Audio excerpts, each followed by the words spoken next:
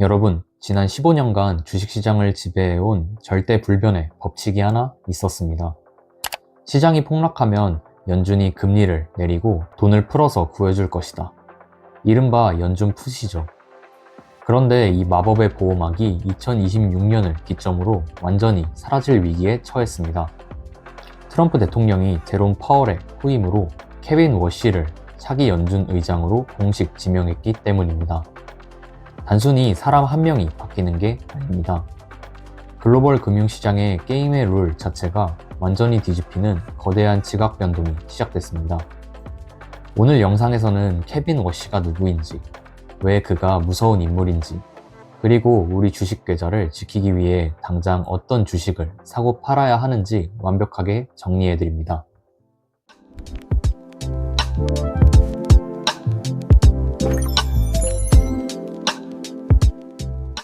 보통 연준 의장이라고 하면 평생 책만 파고든 경제학계의 백발, 석학들을 떠올리시죠?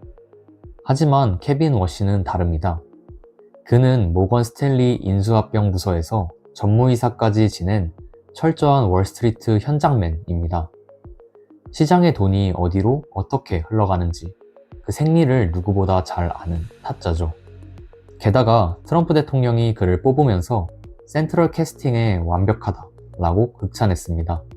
할리우드 영화 주인공처럼 외모와 배경이 완벽하다는 뜻인데요. 글로벌 화장품 기업 에스티로더 가문의 사위이자 그의 장인어른은 트럼프의 오랜 친구이자 거액 후원자입니다. 백악관과 다이렉트로 소통할 수 있는 엄청난 정치적 배경을 가진 인물이라는 뜻입니다. 여기서 첫 번째 미스터리가 등장합니다. 과거 2008년 금융위기 때 세상이 망해가는데도 워시는 물가가 오르는 게 더 무섭다며 인플레이션만 걱정하던 지독한 매파였습니다. 그런데 지금은 트럼프 행정부의 입맛에 딱 맞게 금리를 내려야 한다고 주장하고 있습니다. 도대체 왜 갑자기 말이 바뀐 걸까요?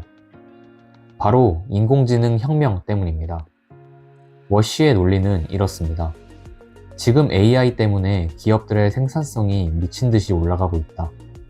물건을 훨씬 빠르고 싸게 만들 수 있으니 경제가 고속 성장해도 물가가 오르지 않는 마법 같은 시대가 왔다.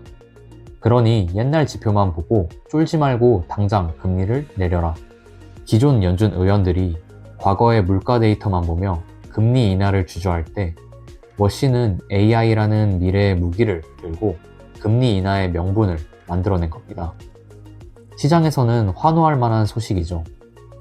하지만 진짜 중요한 건 지금부터입니다. 케빈 워시의 통화 정책은 한마디로 역방향 정책 조합입니다. 아주 쉽게 비유해 보겠습니다. 자동차를 운전하는데 오른발로는 엑셀인 금리 인하를 밟으면서 왼발로는 브레이크인 양적 긴축을 꽉 밟는 겁니다. 트럼프가 금리를 내리라고 하니 단기 기준 금리는 내립니다. 하지만 워시는 근본적으로 시장에 돈이 너무 많이 풀려있는 꼴을 못 보는 보수주의자입니다. 그래서 연준이 가지고 있는 막대한 채권을 시장에 내다 파는 양적 긴축, QT를 무자비하게 단행할 계획입니다. 이렇게 되면 시장에 어떤 일이 벌어질까요? 단기 금리는 떨어지는데 연준이 채권을 내다 파니까 장기 국채 금리는 껑충 뜁니다. 이걸 가장 좋아하는 곳이 어딜까요? 바로 은행들입니다. 단기로 싸게 자금을 끌어와서 장기로 비싸게 대출해 줄 수 있으니까 마진이 폭발하겠죠. 그래서 워시 지명 직후 금융주들이 미친 듯이 폭등한 겁니다. 자, 여기까지 들으면 금리 내리고 은행주 사면 되겠네 싶으시겠지만 이면에는 숨겨진 엄청난 시황폭탄이 있습니다. 바로 연준의 독립성 훼손입니다. 지금 미국 법무부가 현 파월 의장을 전례 없이 형사수사하고 있습니다. 나가라는 식의 압박이죠. 게다가 미 연방대법원에서는 트럼프 대통령이 연준 이사를 마음대로 해임할 수 있는지 재판을 하고 있습니다. 이게 왜 중요할까요? 축구 경기에서 심판이 공정해야 경기가 굴러가는데 구단주인 대통령이 자기 마음대로 심판인 연준을 갈아치우고 편파 판정을 지시한다고 생각해보세요. 시장은 바보가 아닙니다. 아, 이제 연준이 물가 안정은 포기하고 트럼프 재선을 위해 돈만 찍어내겠구나 라고 생각하는 순간 미국 국채를 다 내다 팔고 달러를 버릴 겁니다. 만약 워시가 취임 직후 나는 백악관의 꼭두각시가 아니다 라는 것을 증명하지 못한다면 극심한 시장 발작과 함께 국채 금리는 폭등할 수 있습니다. 그렇다면 이 복잡한 케빈 워시 체제에서 우리 개인 투자자들은 어떻게 대응해야 할까요? 핵심 전략 3가지를 짚어드립니다. 첫째는 포트폴리오의 무게중심을 옮기는 것입니다. 그동안 시장을 이끌던 거대 빅테크 M7에만 올인하는 시대는 이제 지났습니다.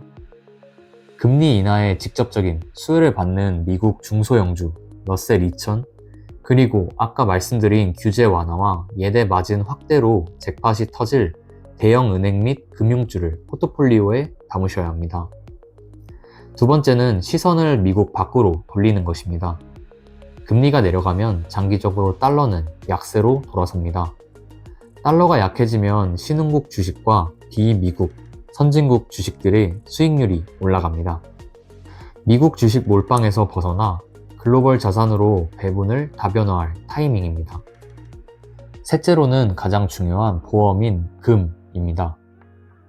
만약 연준이 독립성을 잃고 삐걱대거나 대차 대조표 축소 과정에서 금융시장에 발작이 일어나면 기축 통화에 대한 불신이 커지며 금값이 폭등할 겁니다. 최근 워시 지명 직후 금값이 고점 대비 10% 이상 폭락했는데 이렇게 시장이 조정을 줄 때 저가 매수할 수 있는 기회가 될 수 있을 겁니다.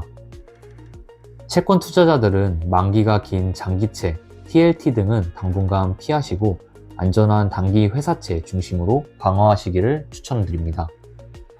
정리하겠습니다. 차기 연준 의장 케빈 워시의 시대는 우리에게 2가지를 요구합니다. 바로 유연성과 냉정함입니다. 지난 15년간 시장이 흔들릴 때마다 연준이 구원투수로 등판하던 연준 푸세 시대는 끝났습니다. 이제 시장은 구조적으로 변동성이 커질 것이고 연준은 과거처럼 친절하게 시장을 달래주지 않을 겁니다. 표면적인 금리 인하라는 달콤한 말에 취하기보다는 그 이면에서 벌어지고 있는 매서운 대차 대조표 축소와 연준의 독립성을 둘러싼 백악관과의 정치적 힘겨루기를 냉정하게 계산하셔야 합니다. 철저한 실적 기반의 금융주와 중소형주, 그리고 리스크를 방어할 금으로 무장하신다면 이 경랑 속에서도 여러분의 자산을 안전하게 불려나가실 수 있으실 겁니다. 오늘 영상이 여러분의 투자 판단에 도움이 되었기를 바랍니다. 내용이 유익하셨다면 구독과 좋아요를 부탁드립니다. 감사합니다. 지금까지 투자하는 부엉이였습니다.